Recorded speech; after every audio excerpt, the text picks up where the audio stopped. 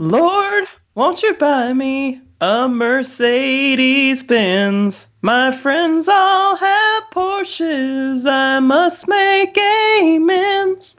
Well, welcome to the Nerd Herd Podcast. I'm Greg, and I'm joined by Sarah, Eddie, and Amy.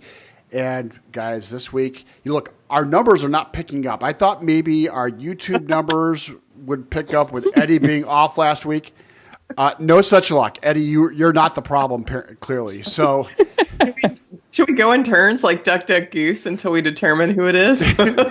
Who's the problem? What's blocking us? Also, let's just face it, we haven't been doing as much, I think, promotion on Twitter, and I think our momentum in the Slack channel slowed down a little bit. So, plus, I think people are just tired.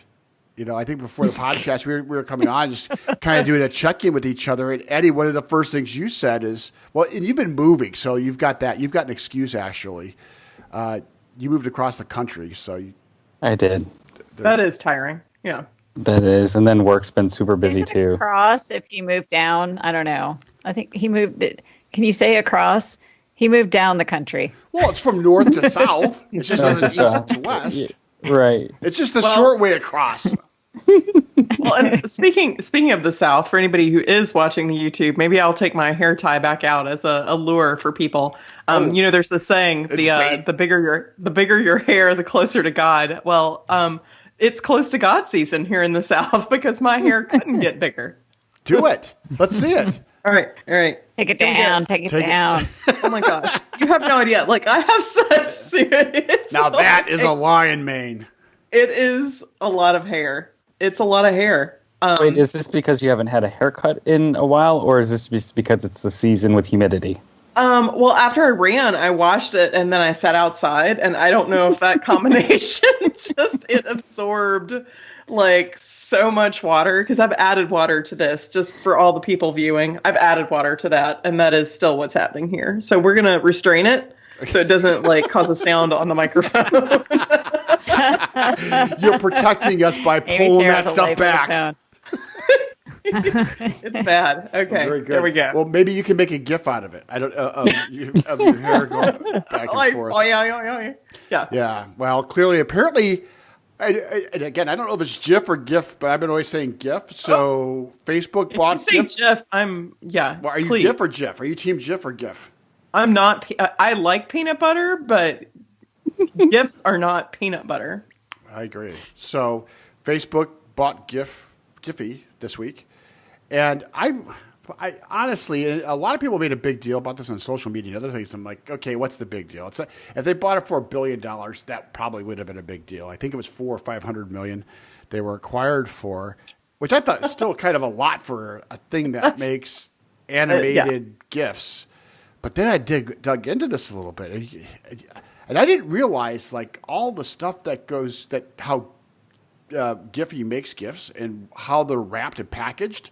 It's kind of a big deal, and you can understand. It looked like tracking software. Yes, it is. And I got this. What's the website called? Just so I don't screw it up. It's called 10.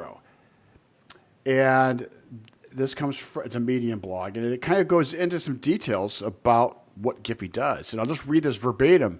What might not be so obvious, however, is that each search in GIF, whatever, you send with Giphy is also a beacon that allows the company to track how and where the image is being shared, as well as the sentiment the image expresses. Giphy wraps each of its animated GIFs in a special format that helps the image load faster and also embeds a tiny piece of JavaScript that lets the company know where the image is being loaded, as well as a tracking identifier that helps follow your browsing across the web. It's like, oh, of course Facebook had to buy that. They couldn't let anybody else have that information floating around the internet. Pulling it all together, right? So the sentiment is an interesting piece too, because sentiment analysis is a forever elusive thing to try to measure.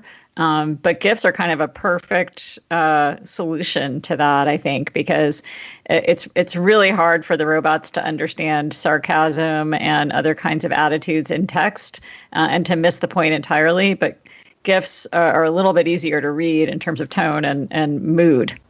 And plus, I guess the search word you use to find them, right? Because to your point, if you search sarcasm and then just use something in the top 5, that they can make a good swing at it. Right. I thought when you introduced this article, Greg, it was going to be about those new avatars on Facebook. Which I don't understand either. So Amy, can you break this down for me? Because I see all these new avatars popping up on Facebook, and I didn't get the notice that I'm supposed to create an avatar. So how'd this happen?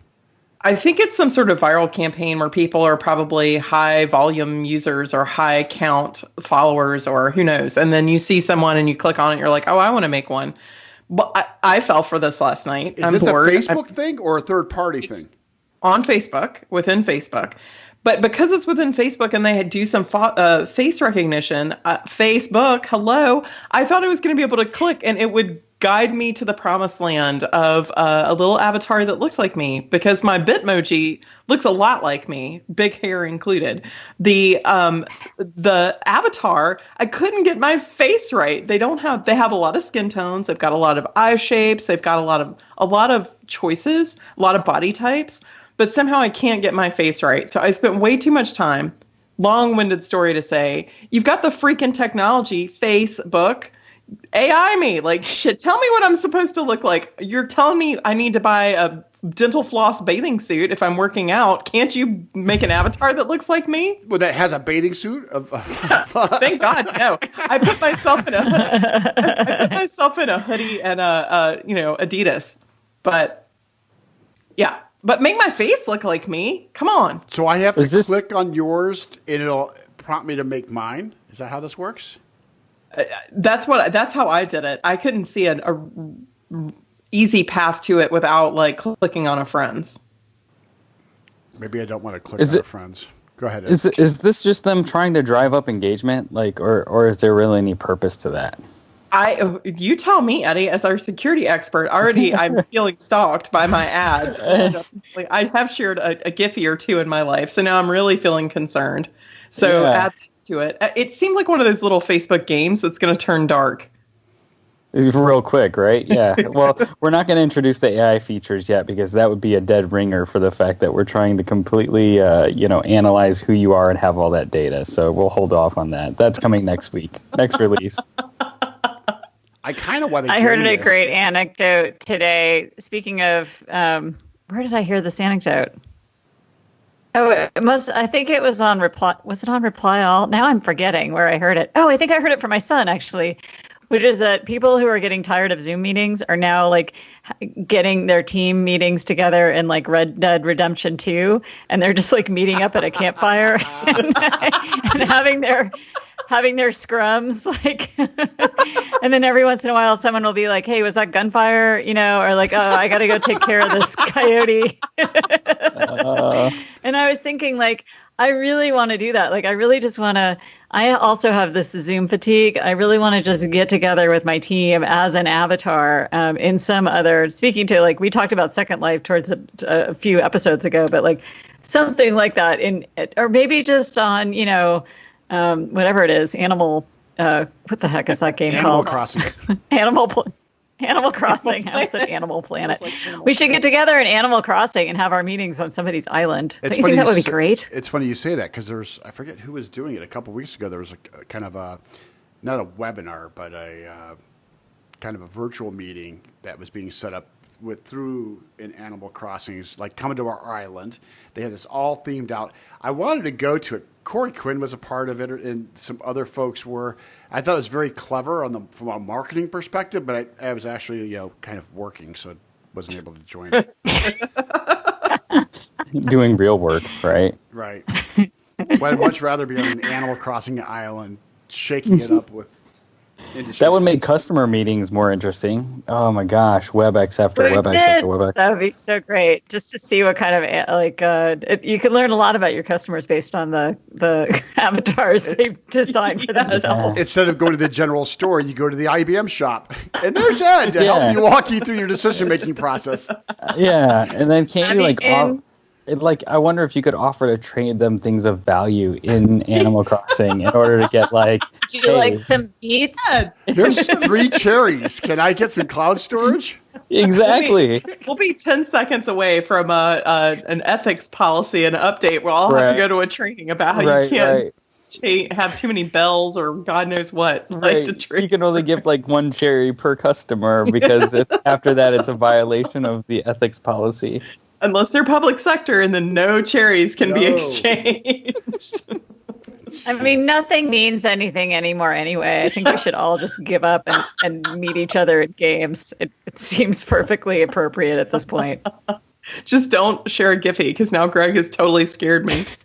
Well, I'm scared of it. I didn't realize. I thought I've made a number of Giphies over the years. I just figured it was harmless. It creates an image. I didn't realize these things were packaged in such a way that now, like, all my bad browsing habits are somebody's got records of it somewhere. What does this mean for Slack and other platforms that rely really heavily on Giphy? I wonder, like, how are they gonna have to pay Facebook? Are they gonna have it taken away from them? Like, what's gonna be the consequences there? Nobody knows. Maybe Giphy becomes the new Zoom that no companies want to use, or Yeah. it turns into a privacy issue. It's a virus. But by the way, Greg, I'll say I was in the same camp as you. I didn't really know how they monetized. I didn't research it. So until you said what you said about how the tracking they did, I had no idea. I mean, I just didn't bother. There had to be. As soon as I saw the dollar numbers, I'm like, there's got to be something in Yeah. this. There's Easter egg. Yeah. Right. This is not what it looks like on the surface. It's like putting ad beacons out everywhere. I mean, the amount of intel you can get, and to your point, Sarah, like the AI, impact by your manual entering of it. No wonder I'm getting ads for Duff beer. Yeah. See, you thought people were listening to your phone conversations. They were just looking at your animated GIFs. I'm covering my phone's ears again because nothing good is coming out of this podcast.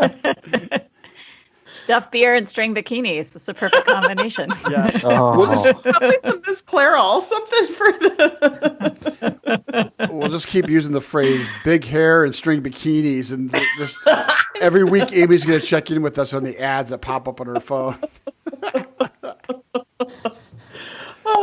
So we also got kind of and I didn't think this was that big of a deal, but it's starting to pick up steam. Jeff Bezos has been asked to come talk to Congress about what kind of information they're gathering about third-party retailers. And sometime back when Amazon, I don't think it was Bezos, but somebody from Amazon said, look, we don't go into that data. And then the Wall Street Journal did a story on, it looks like they do. Now Congress is like, come on back. And so they want Bezos and friends to explain to Congress how it is, or whether they are, using their intelligence from people that sell on their platform to take out those sellers with their own white label products that they market and bring on there. Like I won't be shocked if it turns out that Amazon is somehow using Giphies and getting data from their sellers. I guess nobody would put anything past Amazon at this point. So there's been an interesting backlash. I mean, have you all noticed that? There's been a lot of Google it, find the original seller. Don't go, you know what I mean? Don't group all your purchases through Amazon, because Amazon Prime sort of isn't right now. I mean, yes, they're still delivering, and I'm grateful for things that arrive at my doorstep, but I've heard tons of backlash, which I had not heard. They'd been the golden child for so long, I'll get it on Amazon Prime. Yeah, that whole delivery thing, the promise just kind of has fallen off. But I did notice starting this morning, like when you go, I had to get some stuff on Amazon. And when you go back in, now it's offering up stuff other than books and video games. That's for the last, month and a half. That's all that was on there when you go to Amazon.com, because they didn't want to promote selling things that you couldn't get necessarily very quickly. But yeah, I'm the same way. Like I'm living it up, going to other retailers and being like, fuck you guys. Like I'll go buy something from somebody else who can actually get it to me within a day or two. And so I've been happily surprised that specialty, I don't even want to call them specialty retailers, but retailers that sell other things that are specific, not just going to Walmart, which is Amazon, and trying to get everything the same day. So I'm kind of grateful. It's kind of forced me to make some alternate decisions on a company that's not necessarily treating their workers the best. Did you guys hear about Tim Bray? Yes. VP? Yeah. AWS, Yeah. right? So he wasn't necessarily affected by it, but he kind of saw everything that was going on and workers getting infected and, people not being protected and threatening to take their jobs away and everything. And he just quit. And Tim Bray's not he occupies a little corner of the internet, but been around for ages. But for him to just quit, that's pretty big news on the AWS side. Didn't he do that with Google though too? When he quit Google, I thought he kind of went out with a bang. I saw that there too. Yeah, to me it says that if he's got some moral fiber and isn't afraid to back it up, because a lot of people threaten, but they don't actually go. It's just a joke, though, Amy. Like, if you have moral fiber, you don't go from Google to Amazon. I'm sorry. I pretend that AWS is somehow separated out and right. And if you have cash, by the cash can buy a lot of moral fiber from the funds. A lot of independence comes with a lot of cash. Yeah. Yep. That's true. I will say, back to the Amazon story itself, I first picked up on this listening to some episode of Recode Decode and Kara Swisher, who I love, and they were having a great conversation about were they also going to be investigated because they were becoming a fundamental part of the supply chain, which is kind of to your point too, Greg, is it a monopoly? But looking at the pandemic, thinking of them as essential employees, what it meant in terms of distribution of goods across the country, how much power they had. It's a really interesting listen. I'll have to go back and add that to our show notes, but I know you've got an article there as well about the investigation itself. Yeah. So, well, Recode Decode, she's leaving Recode. She's going to the New York Times, I think. She's going to fire up a new series. I have my own opinions about Kara Swisher. I think she's very smart and she's a great storyteller. But if you watch her career trajectory, she bounces around from I'm going to start this podcast or start this conference series, and then doesn't make any money, so she jumps to the next thing. It's not a judgment on her. I mean, I think we would all do it, right? If we're in the same position. But it is kind of just an observation of how many hops does she have left to go around to news organizations creating podcasts. Just my own observation, not maybe unnecessary. Well, we might have to hop from podcast to podcast to make money here. Yes. Clearly. Well, let's start with the first. Let's get to the first stage, which is making some money from this, which I think we're pretty far away from. Maybe I'm just jealous of her that she has options. Maybe. Maybe. Hop into the New York Times. It's hard to sneer about that. It's a pretty prestiged media organization. But they were her and Walt Mossberg were at the Wall Street Journal for a while, and then they went off and did their own. Well, thing. she started as a kind of a regular beat reporter. For, she's been a journalist, a print journalist before she was ever doing this kind of media stuff, new media stuff. So she's been around a while. She's got chops. She does. So, you know what else has chops? Video games. I like that transition. Great. Chop. So I thought we were going to go to pork chops. So okay. I know I thought we were going to go to fake meat. We got fake meat on the agenda. Just hold your horses right there. Okay, good. Literally. So, Eddie. Too far. It might come to that. So video games have set a record for quarterly sales. I guess probably no shocker there with where we're at with things, and people are at home and kids are kind of part-time in school, really. Let's just call it what it is. And so there's a lot more time to be on video games. The top video games, no shocker here, Animal Crossing New Horizons, Call of Duty Modern Warfare, Doom Eternal, Dragon Ball Z, what's it, Carrot? Somebody's going to call me out for it. I just never heard of that. Fortnite, Grand Theft Auto 5, Minecraft, MLB The Show, and NBA 2K20. So you got to kind of almost all of those things are happening in heavy rotation in my house. Like the top 6 that you read, minus the Carrot thing, which I don't know what that was. Those are all getting major play on the Xbox downstairs. Now, Sarah, are your kids setting their name as reconnecting and setting a black background for their icon while they're supposed to be Zooming in class as well? Or is that just select few people? I'll never tell. I don't want You guys saw that I saw it on Facebook, I think, and the kid misspelled it right with one N, which was great. It's like, nice try. There's two N's in reconnecting. But you're a future Bezos guy. You got this. But Greg, doesn't that stuff pick up during the summer anyway? I mean, are we going to see, like, are people really, like, not doing any work and they're just sitting home playing video games? Well, Do you have any theories? I can only speak for myself. I know that I'm playing PUBG Mobile more than I ever have.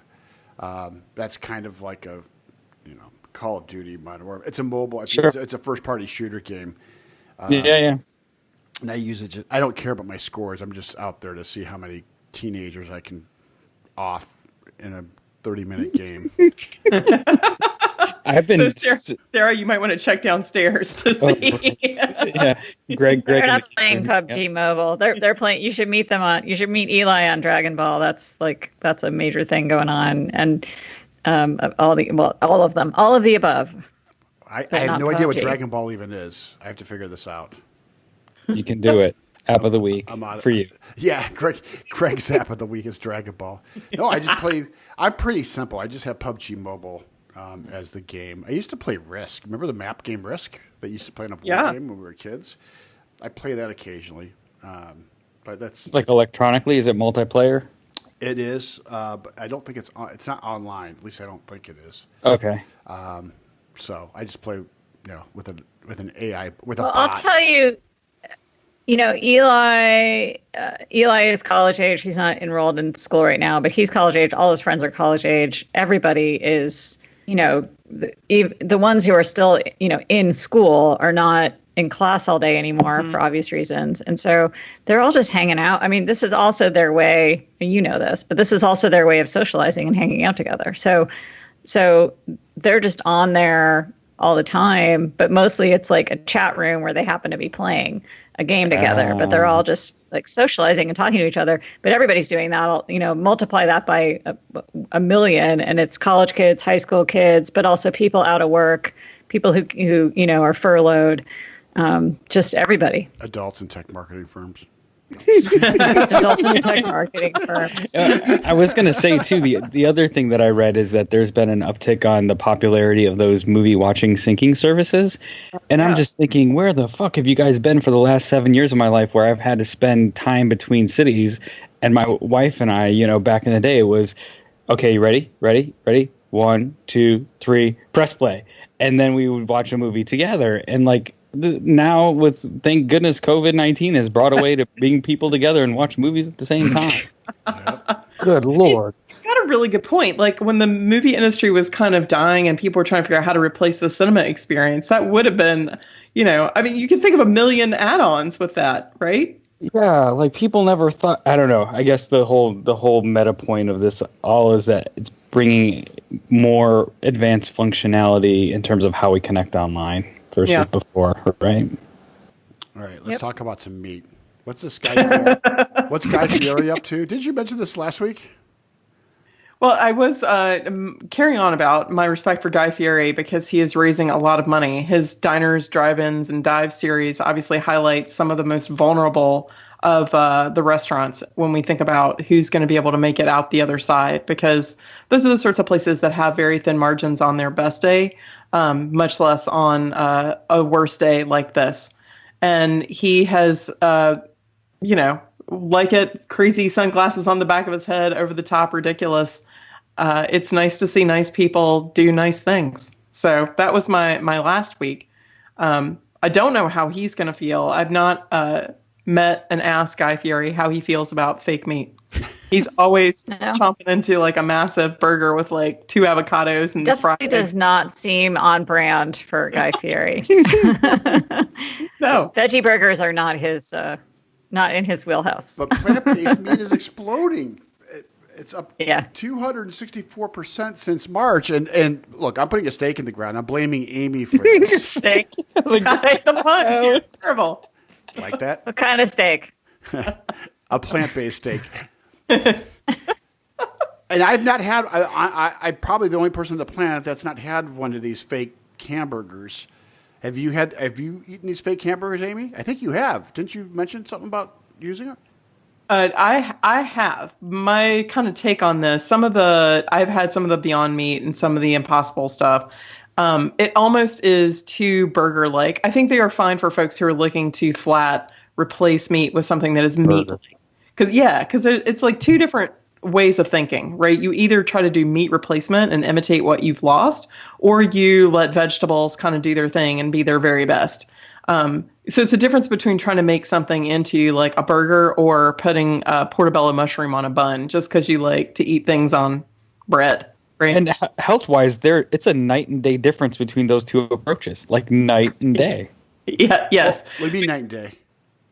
So the amount of like fat that, like, put it this way, an Impossible Burger is not very much more healthier than a normal meat-based burger with a shit ton of fat in it, versus Amy's approach where it's like, here's a mushroom. Yeah, it's been lightly sautéed. It's got seasoning. It's got whatever. Like, just the composition of an Impossible Burger or fake meat is to emulate the juicy, fatty flavor of a regular burger. So it's not good for you. A lot of stuff isn't. I mean, Greg, you should go try one. I'm curious what you think. A lot of people like a drive-through style. For the most part, it's about the sauce and the sort of sizzle, if you will. Once it's in the wrapper and with all the sauces on there, they do taste remarkably similar. At the grocery store, pound for pound, it's more expensive for me to buy 2 Beyond Burgers for the vegetarians in my family than it is for me to buy 2 burgers for myself. Gotcha. What's the protein equivalent? Like, do they have a lot of grams of protein, or is it pretty low? Or a lot. It's that it's that pea protein, I guess, which is pretty dense for calories. But like Eddie was saying, so it is protein and fat, because that's the other thing about a portobello mushroom. A portobello mushroom is like, it's a mushroom, which is nice. Right. The black bean burger at least has some, the beans have some protein, but even that is pretty low compared to, pound for pound compared to ground beef. A black bean burger is pretty low in protein. So I experimented. So we grill every weekend, and it was ridiculous and more hours of my life that I'll never get back. But I have been making veggie burgers, different recipes that all claim to be the best. So I'm in marketing. So I Google best veggie burger and then let the marketing flow, right? Just make a Giphy about it. They'll find you. I'm going to cover my phone's ears because I'm going to keep getting more and more. But I've made them out of, what I'm learning is a lot of rice, like white or brown. So it's got to be sticky. Walnuts. Walnuts is the key. And then you can add eggs if you're not strictly vegan, or you can make a flaxseed egg, which kind of grosses me out beyond all possible measure because of viscosity. But I might do this. And you so grill these up like you would a normal burger? I will send pictures. Yes, if you, I will send pictures. We can include it in the podcast notes. They look like, I wanted to see how real I can make it look. So some of it is painting a sauce on afterward. So it's a little deceptive through the spray paint. It is like she's squirting ketchup on it. That's what she's doing. It is ketchup blood, basically. Yeah, and I was surprised. The one with chickpeas and rice and walnuts came out to be the winner for the family. And it was remarkably like a turkey burger I used to make, which, ground low-fat turkey is pretty tasteless, frankly, anyway. So it's about what you add. So why not chickpeas and walnuts instead of a turkey? So is there any point to that, or just like no. The point here is... I'm with you, Ed. It's like, okay, this is all interesting. What's the point? The point, you're right. Like, the funny part was in the end, that's when we came to the whole, like, you might as well just put a portobello on a burger and, like, to Sarah's point, maybe slap some aioli or cheese, or if you're not vegan, right, to get the protein. It's an incredible amount of work to get to it. Again, I had the time. It was a little bit of a project, but I guess the bigger point, don't buy a Morningstar patty. There are easier ways to buy frozen. Like, if you're going to go sort of low end, if you're going high end, buy Impossible. If you're going mid range, just make it yourself. Because then you don't have all the salt and the MSG and stuff. Yet for the potluck, she brought Pringles or whatever that was. I didn't say I was the vegetarian in this family did I? Fair enough. Sarah, what's your big app of the week? So I don't know if you've heard ads for this or even taken a look at it, but I have downloaded and started to use this thing called Notion, which is it's a productivity app, I guess is one way to describe it, but it's a really, really full featured. There's a lot of templates involved where you can build out almost anything you could think of. So you can use it to create a calendar. You can use it as like it can replace Trello. It can replace Google Docs. It can replace a calendar app, sort of. Slack? I mean, not really. No, it doesn't have like live chat, Okay. but you can share documents and leave notes in the documents. It's fancy, and I've been using it for just just like personal organizational productivity stuff. So I've got some goals in there, and some documents that I'm trying to keep and organize. And it's just there's ways of, nesting pages within pages, creating folders and documents. It's similar to Google Docs, but much more feature rich. And there's an app that you can, and it's mobile as well. So it's a better version of all of those things. And it's free? all of those things kind of integrated in one. It's free for one user, and I've been able to share a folder with my daughters so far and didn't get charged for that. I don't know at what point it tips over. So I think if you try to use it as a workspace with multiple people, then you have to start paying. And that's at www.notion.so. Which I've never heard of before. .so, not .io, which is a different thing entirely. It confused me for a minute. Is it the same app that so notes, projects, and docs? The first review that says is 2 stars, the most confusing app I've ever seen. By Rob Chadwick. Yeah. Are you calling Sarah out? Are you calling Sarah out for her big app of the week? I was going to comment. I was going to say, what I was going to say is like, oh, there's all these people calling this person an idiot. I was going to say this Sarah's countering. Like the app service is doing a disservice by putting up the first one, which is the most confusing app I've ever seen. Because out of 1,100 ratings, 4.1 is not a bad score at all. Well, it's definitely a Google competitor too. So Google might be playing a little dirty there. I don't know, but I'm using it. So there's lots and lots of people have built out templates, and you can go to the template store and search for all kinds of things. So I can see it being used in design. I can see it being used in engineering. You could use it as a kind of recurring template for meeting notes if you like to take meeting notes digitally. Some of the stuff I prefer to do on paper. But for example, I mentioned, I think last week or the week before, that my daughters and I are starting a podcast, and I've got a folder started in Notion that I've shared with them that has a page for topic ideas, a page for show notes, a page for posts that we might want to write. So we're just starting to get all of that organized, and I'm going to have the workflow, the work stream flow in there as well, just to give us a guideline on how to record, edit, upload, and promote, so that they can start to learn that process and maybe even take over some of those roles. Hey, Greg, we should see if we can get some consulting by this person named Sarah Vella on how to make our podcast better. Yeah. I think our podcast reviews sound more like the first one. Right, exactly. That sucks. Sarah's like, we're going to make sure ours doesn't suck like the other one. Where'd you see that review, Ed? Confusing podcast ever. It was just the first one. I was on mobile, and I just did on the Apple App Store or Google? Oh, fuck, this ain't gonna... Apple App Store. Okay. And I just went to the first one. Obviously, it's blurring the shit out of my phone screen, but... Yeah. All right. Whatever. I'm intrigued by this. I will give this a look this week. There's a lot of things I tell Sarah that I'm going to go do, and I never do, like jumping on Peloton this week. Yeah, how's the Peloton going? It's to be determined. But I will say Poolside FM, killer app. Isn't that awesome? Holy shit, is that great? But I got confused because and I don't want to go back and review the app of the week from last week, but what the hell? So the video in there's no audio to the video, right? Because I wasn't hearing the audio for the video, but I could hear the audio for the music player. Is that right?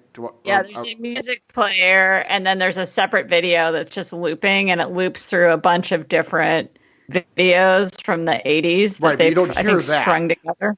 No. Okay, so it's not just me. Okay, good. No, because it's there's car commercial in there. There's a helicopter shot of the Miami skyline. There's all kinds of stuff in there that I assume had its own audio that wasn't necessarily music. Right. But yeah, and then there's an audio player, but they've made like playlists, they've made like mixtapes in there too that are, I mean, it's just great. It's I love it so fantastic. much. I'm addicted now. And that's the thing, like during the day where I've got focus time, that's what I'm playing while I'm doing my work on the things I'm focusing on. So, That makes me so happy. no, it's fantastic. And the other thing I discovered this week, there's this fundraiser on the interwebs called Reunited Apart with Josh Gad. And the theme here is they've done 2 of these now, is they're doing these kind of like reunion shows of people from casts from things from like the 80s and 90s. And the second episode they had was Back to the Future. And they had damn near everybody from the cast, not everybody, but they had everybody from the director, Robert Zemeckis, to the main cast characters, and Huey Lewis joined, and they wrapped up this one that they did this past week. It just came out on the 11th. I didn't even know this. Did you guys know there's a musical, a Back to the Future musical, that had just opened in the UK prior to coronavirus hitting, and then they closed down. What timing. But the cast does the whole Power of Love, which was absolutely fantastic. Oh, that's awesome. It was really, really great. I ended up watching that last part like 5 or 6 times. And they all did it from their own Zoom calls or whatever tools they were using. Really put a big smile on my face, and I can't recommend it enough. I'm not a real big Josh Gad fan. He seems to me to be kind of the industry's stage 5 clinger. And everybody recognizes his face, but everything he does is attached to. Yeah, it's attached to somebody else, and it's just like he's not quite standing on his own. Anyway, just again, more of my own. And you think that's what's leading to the clinging? Yeah, and I think he had see, I don't want to get into criticizing or critiquing his thing because look, we're just doing this simple nerd herd podcast, so probably context is everything, right? So Don't come at us. before we call him a clinger. I am here for all this feel good content, though. I really, there's just something really nice about all of these people trying to make heartwarming stuff. Not all of it is anything I necessarily care about, but the fact that it's getting just sent out into the world makes me happy. And it's raising money for first responders and nurses and folks, and which is a great cause. Certainly want to encourage people to donate to it. And it really is just interesting to see this cast. I mean, Christopher Lloyd, just the fact that he's still alive. He's just like, and he's actually, he's so busy. He just wrapped up Modern Family, which was his thing, and just all the things that Christopher Lloyd's involved with. It was great seeing him and some of his reflections and Michael J. Fox and others. It was just really, really great to see. And they also did the first episode was the Goonies reunion. So that's so cool. I need to go watch these now that I'm back in civilization. Get some nostalgia on, right? Like from the before times. Right. And like Sarah was saying, like I popped open, I look at Facebook maybe like once a day, but then I started seeing like more garbage on there, and I'm like, like this whole thing of like, people should, go out to vote, no voting at home. I'm like, oh, fuck this. Like, that's all I need to see on Facebook to be like, I'm not going back into Facebook for another few days. I know, that's how I am too. I don't give a shit about Facebook anymore. I mean, I will say this. I like seeing like every day Amy's got her running pictures up on Facebook. Right. And like, there's something satisfying about seeing her pictures of herself being completely depleted. Like, no matter how bad I feel, I didn't go run 5 miles today. I'm feeling okay about that. So there is an upside. Run not even 3 miles badly. Like, let's not even give me the full credit. I'm going to unleash the hair. Amy, you should have just let that go. You should have just been like, yes, I'm a 5-mile runner. Yes, I'm a runner. I knock out 5 miles on the weekends. And Sarah is smarter than all of us. She jumped off of Facebook a while ago, right? Did you kill your account? I don't even know. It's been, I don't know how long. It's been a long time. I need to don't miss it for a second. I am mentally starting to divorce myself from Facebook. But so here's the thing, Sarah. Let me ask you this. This is an interesting question about divorcing yourself from Facebook.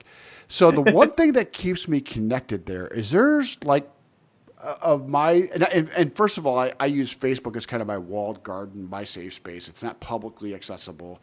I pick and choose who I'm going to be friends with very carefully. Don't come at him, Josh Gad. No, he won't be able to find me. At least not in Facebook. But Exactly. so the one thing that keeps me there is like people from high school that I'm completely disconnected with, that this is my only kind of tether to them and to that period of my life. And if I kill Facebook, I've got no connection back to that. I'm not catching up on how everybody's doing, what their families are doing, what they're doing with their careers, or anything like that. That's the one thing that's keeping me connected. How'd you divorce yourself from that? You just didn't give a shit about your high school friends? Well, some of those people I have on Instagram. So Instagram is my version of a walled garden. Wow. Around the same time that I was leaving Facebook, I set my Instagram to private, and I keep it pretty tight. And there are some people from high school and some family members and stuff that I have on Instagram. But there also are some people, Greg, I just had to let go. I mean, there are people that, my cousin Debbie is not on Instagram. She's only on Facebook. And it was like, we've got each other's phone number, but so in a way it's a combination of the two things. Like I had to finally realize that like, you just can't keep everybody, and leave a platform. Like those two things don't go together. And Facebook was not serving me well at all. It just was a waste of time. And especially it was a company this is where the real problem is that Instagram is essentially Facebook. Right. And so my next move may be to leave Instagram. And I'm contemplating that right now. And I don't think I'll be too sad if I do. We'll see you on Animal Crossing because we're back. It's like we've come full circle. On Animal Crossing. Yeah. I mean, I think it'll be Twitter forever, and I might just let everything else go. I feel less and less motivated to post a picture of what's happening in my day. Like I just don't. I don't know, that urge to be seen and to be connected in social media is like, it's just falling away from me. Yeah. Hey, Greg, that the Facebook account and all your friends there is like that old table sitting in your basement right now. Like at some the dining room table. Something else. Yeah, it's like I never realized how bad I mean, hoarding is now moved over to the digital world, right? Like, I went through so much shit at my house, throwing stuff away of like, yeah, this is, might use this at some time, aka or in other words, I might contact this person someday, but you don't really stay in their sphere of whatever. So it was nice to reconnect, but it's almost like if you could have a once every few years reunion with all the people that you knew, or just kind of see what they were up to for the last few years, that would do you just fine as well. Right. So it's like just an actual reunion. It's this whole fear of if you let go of Facebook, and I've got it too, Greg, so I can completely relate. If I let go of that, like my one linkage, how would I ever find that person again? But the reality is, just like when they tell you to declutter your shit at home, if you haven't used it in 6 months, is it worth keeping? So if I haven't used my friends in 6 months, are they worth keeping? Okay. that's what I'm taking away.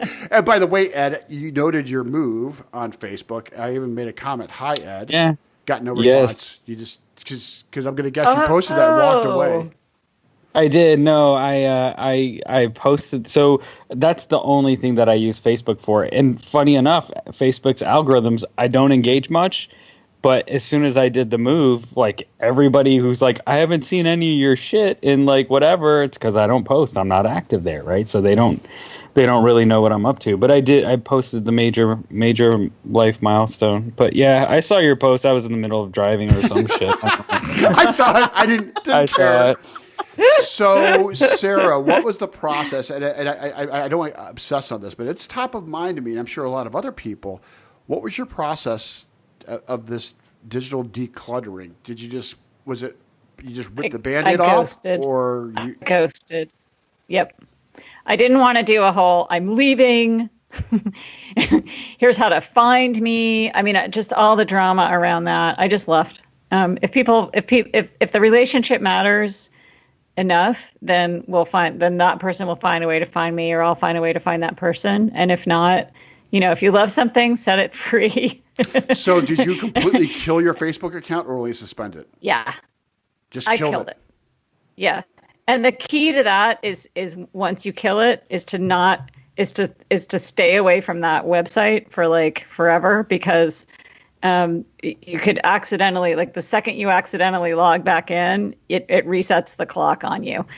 So you have to stay away, and then it waits, I think 90 days or something like that, or 60 days. And then it finally actually deletes your account. But if you log in at any moment during that waiting period, it will reset the waiting clock. It's trying to pull you back in as much as possible. So just avoid all Facebook login connections, because there's so many. Right. Oh yeah. So what's I just left. I didn't make an announcement. I didn't say here's where to find me. I just took off. Yeah. And I left all my photos behind. I was like, you know what? I don't need it. Like I know what my life looked like. And also like I'm not a sentimental person. Yeah. So I don't need that. I don't need to figure out how to like create some kind of archive of content. Like it's done. Wow. I think on that note, we're going to have to wrap it up because this podcast is done. Wow. Well, now we can know where to find Sarah. Well, Yeah. we're the not only to find thread her. she's got. Right. Yeah. So Sure. if people want to Find connect me with on Sarah, Twitter. I don't think I'll ever delete that. they're going to have to come to this podcast to keep up with Sarah. So, And the Slack channel. yeah, the Slack channel. That's right. Speaking of Slack. which, Amy, how can people find our Slack channel?